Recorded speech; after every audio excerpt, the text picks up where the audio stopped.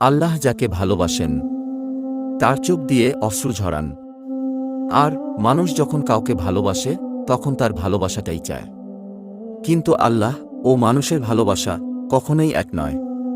মানুষ তার ভালোবাসার মানুষকে কষ্ট দিতে চায় না, দুঃখ দিতে চায় না।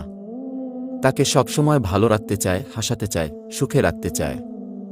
কিন্তু আল্লাহ যখন তার কোনো বান্দাকে ভালোবাসেন তখন তিনি কি করে জানেন কি?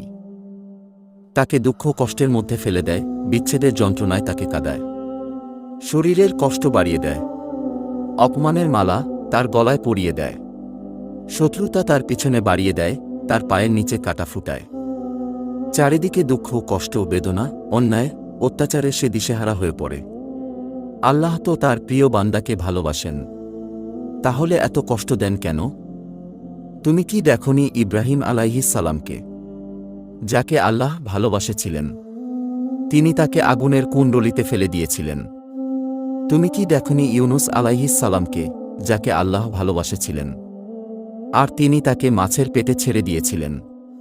তুমি কি দেখনি ইউসুফ আলাইহিস সালামকে, যাকে আল্লাহ ভালোবাসেছিলেন, তিনি তাকে কূপের মধ্যে ফেলে দিয়েছিলেন, বছরের পর বছর কারাগারে রেখেছিলেন? তুমি কি দেখনি ফেরাউনের স্ত্রী আছিয়া আলাইহিস সালামকে, ঈসা আলাইহিস সালামের মা মরিয়ম আলাইহিস সালামকে, রাসূল সাল্লাল্লাহু আলাইহি ওয়াসাল্লামের স্ত্রী খাদিজা ও আয়েশাকে? তুমি কি দেখনি রাসূল সাল্লাল্লাহু আলাইহি ওয়াসাল্লামের কন্যা ফাতিমাকে?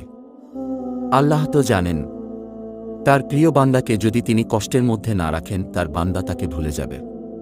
তিনি তো তাকে দুনিয়ায় সাময়িক সুখ দিতে চান না। দুনিয়া একটা ক্ষণস্থায়ী আবাস মাত্র। আল্লাহ যাকে ভালোবাসেন তাকে তিনি চিরস্থায়ী জান্নাতের নিয়ামত দিতে চান। আর জান্নাতেই চিরস্থায়ী আবাসস্থল। সেখানে কখনো আর অশ্রু ফেলতে হবে না।